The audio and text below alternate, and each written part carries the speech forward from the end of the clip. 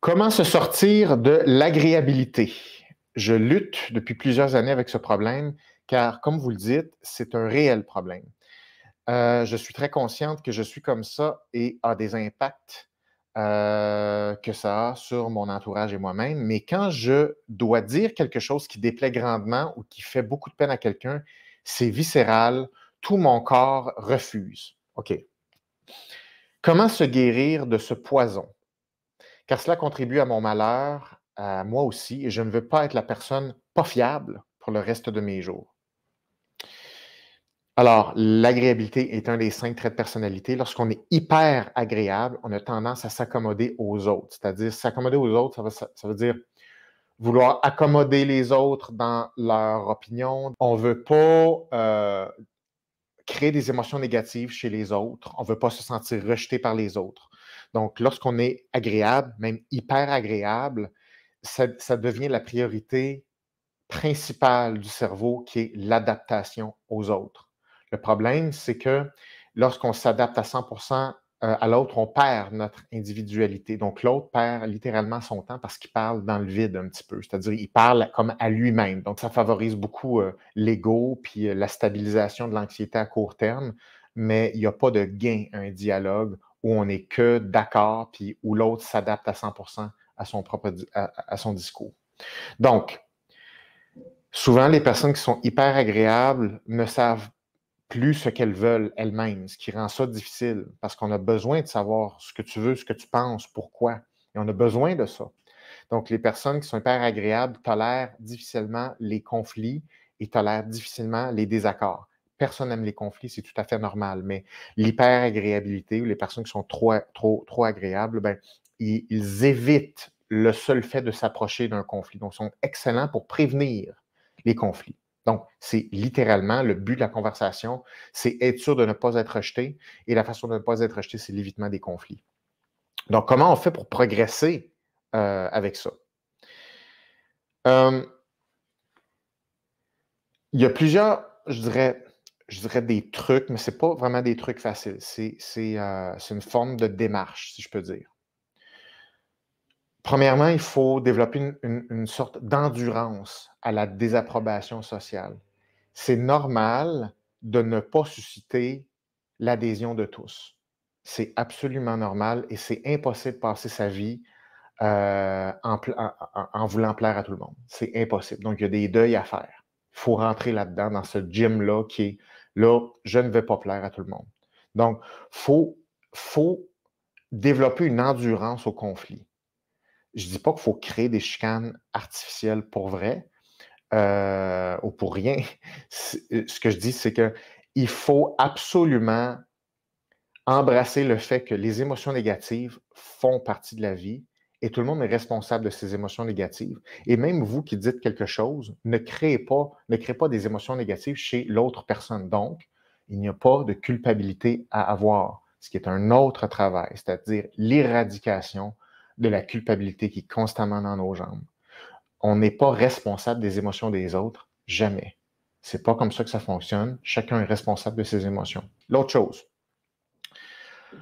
moins on se connaît, moins on connaît nos forces, moins on se trouve beau, belle, important, moins le cerveau va vouloir protéger des choses importantes pour soi ou défendre quelque chose d'important pour soi qui va justifier le fait de soit mettre son pied à terre ou exprimer une opinion.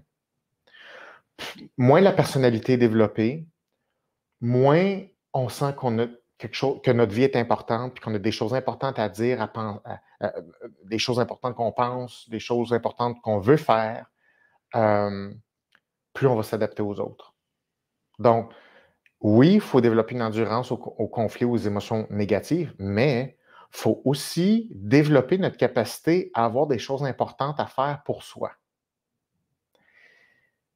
Si, par exemple, vous n'avez pas suffisamment de buts clairs qui sont importants dans vos vies, qui sont combinés à des ressources, parce que pour atteindre des objectifs, ça prend des ressources, puis les ressources sont limitées. Le temps, par exemple. Bien, si on n'a rien à protéger, si on n'a pas de force à protéger, si on n'a rien de beau qu'on voit dans soi, si on n'a pas de but important à protéger, bien, le cerveau, il va juste vouloir accommoder les autres. Donc, il va vouloir aider les autres, mais il ne s'aidera pas soi-même.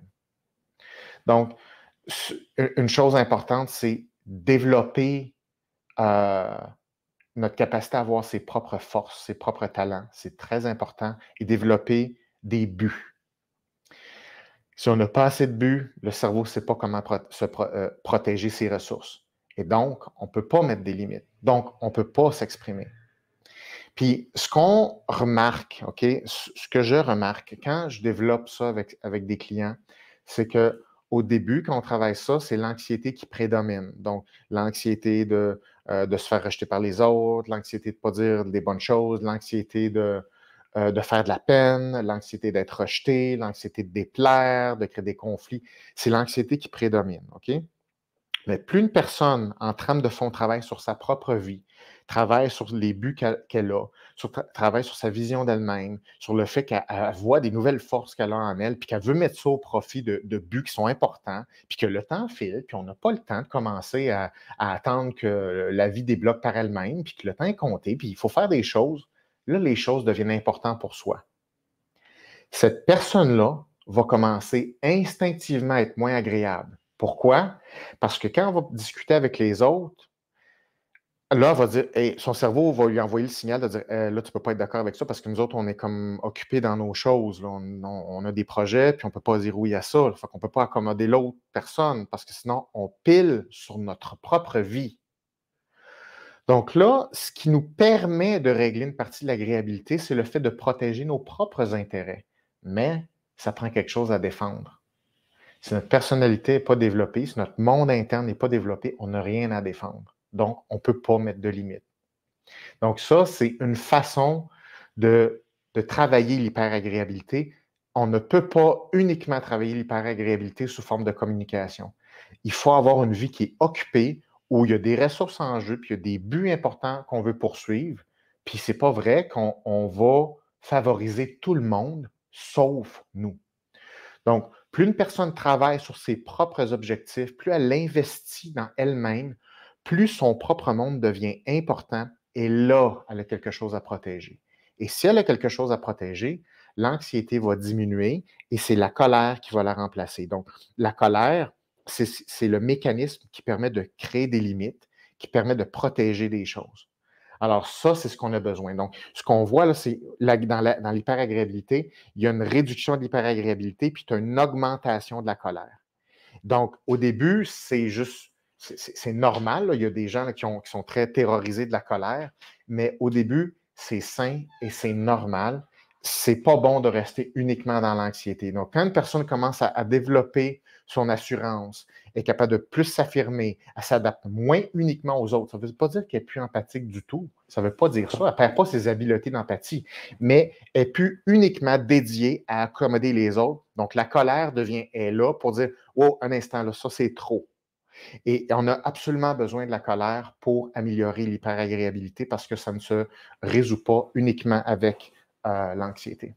Donc, il y a ce changement-là qui arrive là, dans le développement de la performance aussi en général, mais particulièrement dans le développement, en fait, la diminution de l'hyperagréabilité.